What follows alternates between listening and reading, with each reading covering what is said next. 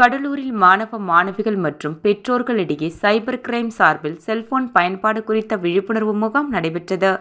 கடலூர் மஞ்சக்குப்பம் அறிஞர் அண்ணா விளையாட்டு அரங்கில் பள்ளி கல்லூரி மாணவ மாணவிகள் மற்றும் பெற்றோர்கள் மத்தியில் செல்போன் பயன்பாடு குறித்த விழிப்புணர்வு பிரச்சாரமும் மற்றும் செல்போன் பயன்பாட்டில் பல்வேறு அழைப்புகள் வந்தாலும் அதை தவிர்க்க வேண்டுமென்ற கருத்தை மையப்படுத்தி சைபர் கிரைம் சார்பில் கடலூர் மஞ்சக்குப்பம் அறிஞர் அண்ணா விளையாட்டு அரங்கில் நடைபெற்றது.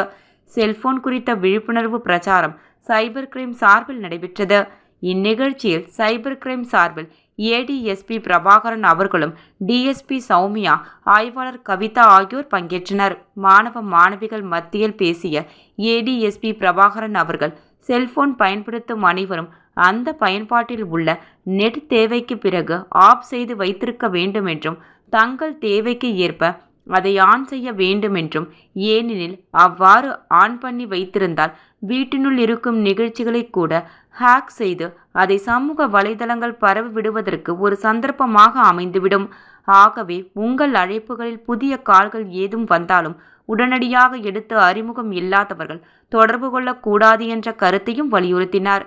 மேலும் விஞ்ஞான வளர்ச்சி பரிமாற்றம் வளர வளர விஞ்ஞான திருட்டுக்களும் இதில் அதிகமாக நடைபெறுவதாகவும், கம்போடியா போன்ற பகுதிகளிலிருந்து கூட நம் பகுதியில் உள்ள நம் செல்போனின் வாயிலாக நம்முடைய தகவல்களை அவர்களால் பரிமாற்றம் நடைபெறுவதாகவும், ஆகவே செல்போன் பயன்பாட்டை கவனத்தோடு நாம் செயல்படுத்த வேண்டும் என்றும் மாணவ மாணவிகளிடையே மைய கருத்தை வலியுறுத்தி ஏடிஎஸ்பி பிரபாகரன் பேசினார்.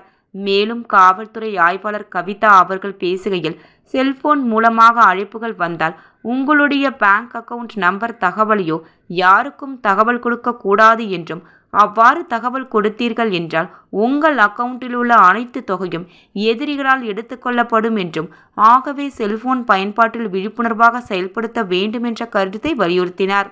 இந்நிகழ்ச்சியில் சுமார் 1000க்கும் மேற்பட்ட மாணவ மாணவிகள், பெற்றோர்கள் பங்கேற்றனர்.